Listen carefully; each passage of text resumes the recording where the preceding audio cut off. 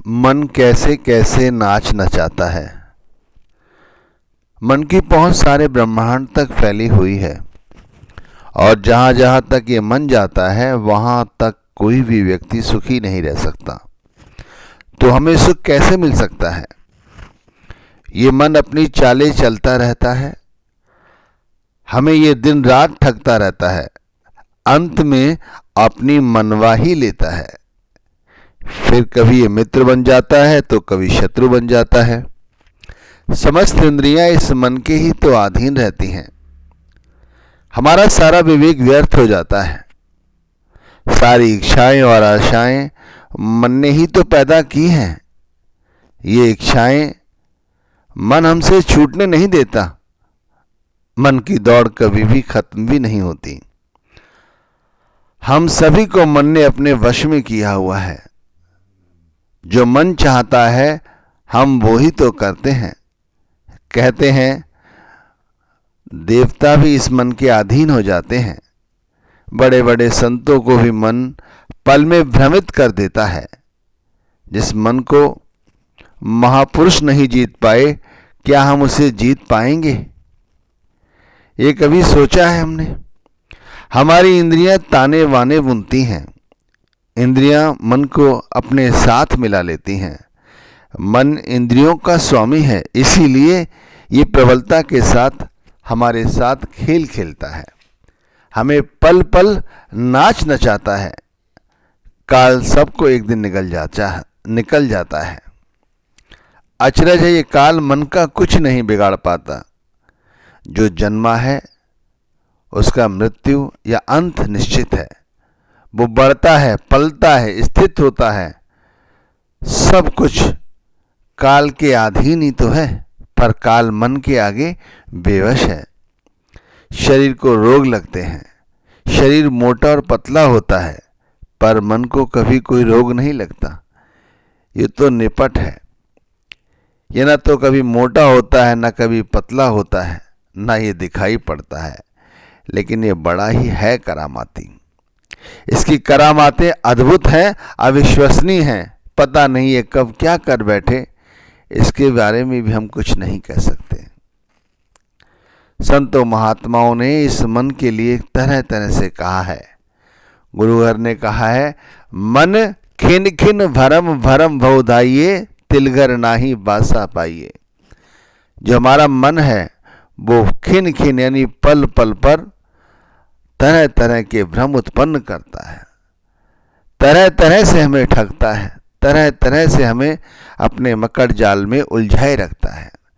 तिलघर नाही बासा पाइये, एक क्षण के लिए भी ये अपने अंदर जाकर नहीं टिकता। मन जीते जग जीत, आगे कहा है संतों ने कि जो अपने मन को जीत लेता है वो जगत को जीत लेता है, विश्व को जीत लेता है।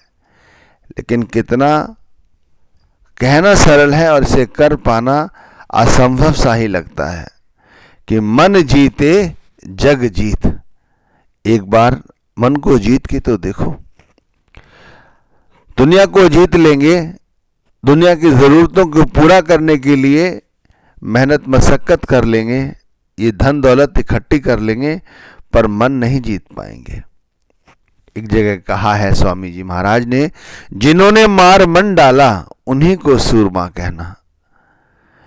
वो कहते हैं मेरी नज़र में तो वही सच्चे बहादुर है, वही सच्चे सूरमा है जो लोग अपने मन को मार डालते हैं। मैं मेरी से ऊपर उठते हैं, आत्मा की सुनते हैं, जिनके लिए आत्मा ही सर्वोपरि है। जिन्होंने मार मन डाला वही लोग सच्चे सूरमा है, सच्चे बहादुर हैं। दुनिया से तो लड़ना आसान है। दुनिया में सामने दिख रहा है जो शत्रु, वो दिखाई दे रहा है, उससे वार्तालाप की जा सकती है, उसे लड़ झगड़ के समझाया जा सकता है। लेकिन जो अंदर बैठा हुआ है वो कब अपनी क्या चाल चल दे पता नहीं चलता। इसीलिए तो ये कहा है, उसे मार दिया, उसे जीत लिया, तो वही वाकई में व्यक्ति सूरमा है, वही व्यक्ति बहादुर है। मन चंचल कहा न माने, मैं कौन उपाय करूं। संत कहते हैं कि देख लो, चंचल ही तो है मन, हर पल कुछ न कुछ पाने के लिए लालायित रहता है। मैं ये पालूं, मैं ये भोग लूं, मैं ये इकट्ठा कर लूं। सुबह उठते ही दिमाग में सबसे पहले इन्हीं बातों की तो हमारे दिमाग में खटक होती है। मन पता नहीं कितने तरह से हमें भरमाएगा। हमें संसार में तो उलझा रखा ही है इसने। ये हमें परमात्मा तक भी नहीं पहुंचने देता, परमार्थ की भजन बंदगी भी हमें करने नहीं देता, क्योंकि चंचल है, इसे हर वक्त कुछ न कुछ नया चाहिए। मन रे अब गुमान क्या करना, तन तो तेरा खाक मिलेगा, 84 जा पढ़ना। कहा है घर ने, गुरु घर ने। अरे भाई, क्या गुमान करते हैं हम लोग इस मन का, इस तन का।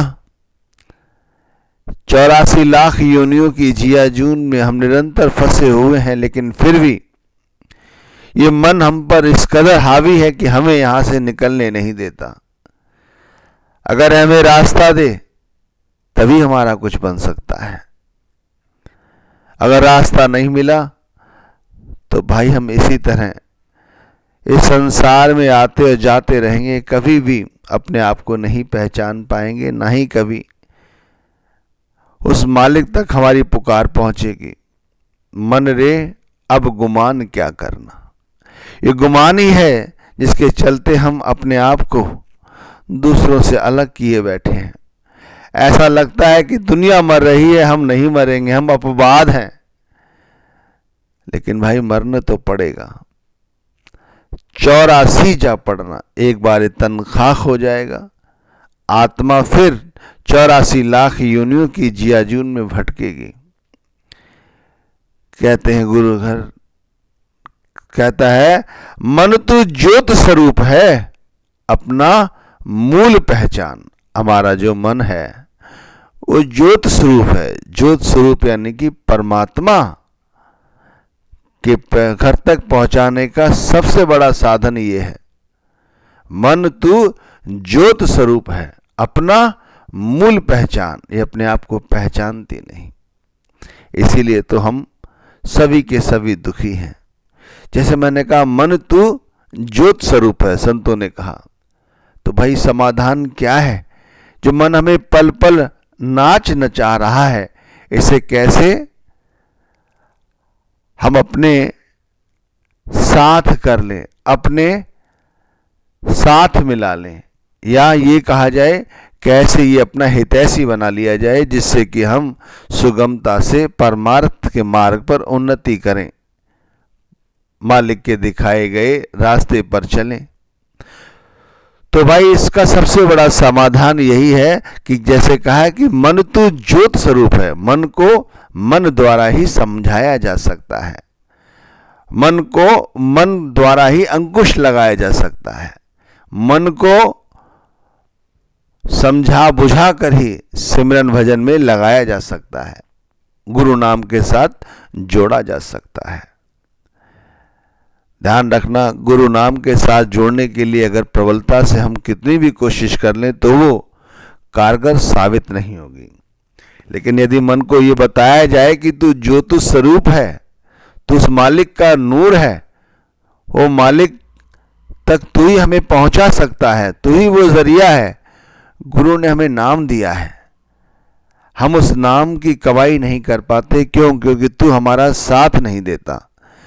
यदि मन तू मेरा साथ दे दे, मन को मन द्वारा ही जीता जा सकता है, मन को मन द्वारा ही समझाया जा सकता है कि मन तू समझता क्यों नहीं, क्यों जिस डाली पर बैठा है तू उसी डाली को काट रहा है। अरे मन, तू मेरे अंदर बैठा है तो मेरा काम बना।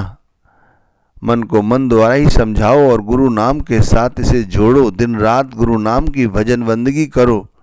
जो लोग गुरु नाम की भजन बंदगी करेंगे उन्हें मन नहीं नाच नचा सकता, उन्हें मन पल पल क्षण क्षण किसी तरह भ्रमित नहीं कर सकता। मन को मन द्वारा ही समझाना पड़ेगा, तभी कुछ हमारा बनेगा।